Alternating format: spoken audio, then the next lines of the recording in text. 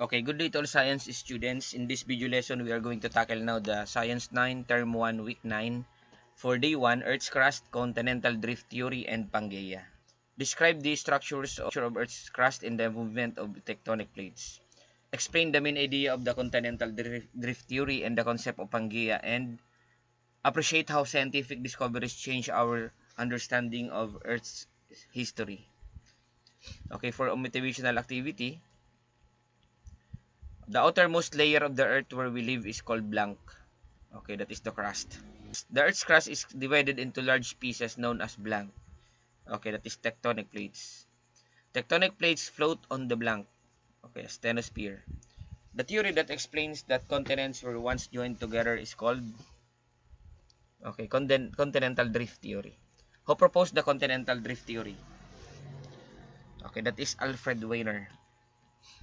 The ancient supercontinent was known as blank. Okay, that is Pangaea. Number 7, Pangaea began to break apart approximately blank. Okay, 175 to 200 million years ago. Which of the following is a landform found on Earth's surface? Okay, mountain. Which desert is located in Africa?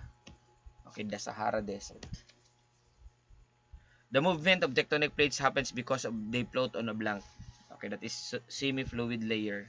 Yung tinatawag na may katangi na plasticity, the ability of solid to flow. Okay, for scenario, okay, Maria saw a world map and noticed that South America and Africa look like puzzle pieces. She wondered if they were once connected. Okay, why do you think some continents look like they fit together? What layer of the earth allows continents to move? Who proposed the idea that continents were once joined? Okay, what was the name of the supercontinent? Why was the theory not accepted immediately? So, yun ang mga sasagutan. Kung babalikan natin, continents look like they fit together. That is one of the reason or one of the evidence proving that the land masses were once connected or joined.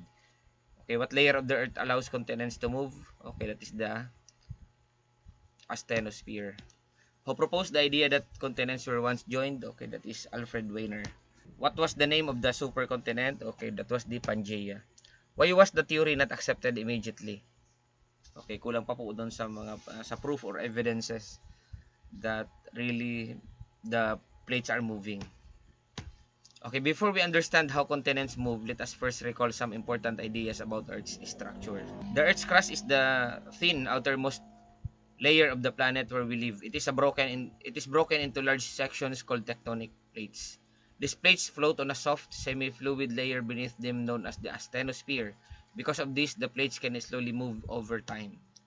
Okay, the continental drift theory. The continental drift theory explains that the continents were once joined together as a single massive landmass and gradually separated over millions of years. This idea was introduced in the early 1900s by the German scientist Alfred Wegener. His proposal changed the way scientists understood Earth's geological history. Okay, according to Wegener, all continents were once connected as one supercontinent, yung tinatawagan na Pangaea. This supercontinent eventually broke apart. So the continents slowly drifted to their present position. Okay, panoorin niyo po ito. Ano ba ang movement ng Pangaea?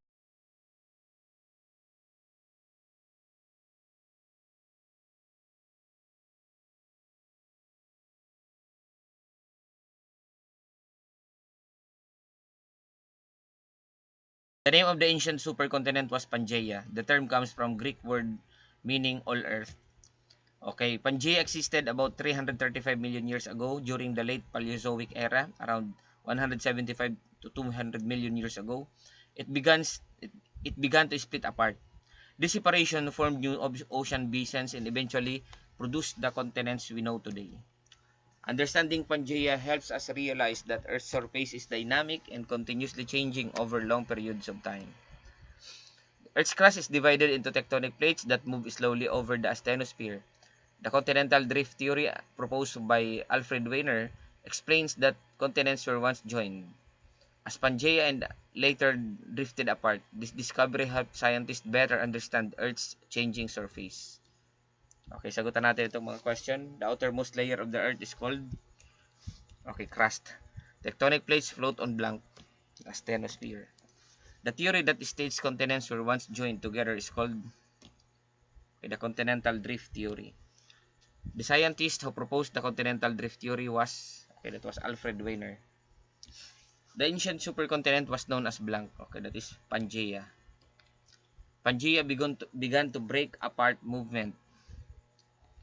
That was 175 to 200 million years ago. The slow movement of the continents is caused by motion of blank. That is tectonic plates. Which of the following landforms is influenced by tectonic activity? That is mountain. Which statement best describes Pangaea? A single massive landmass. Why was Wiener's theory not immediately accepted?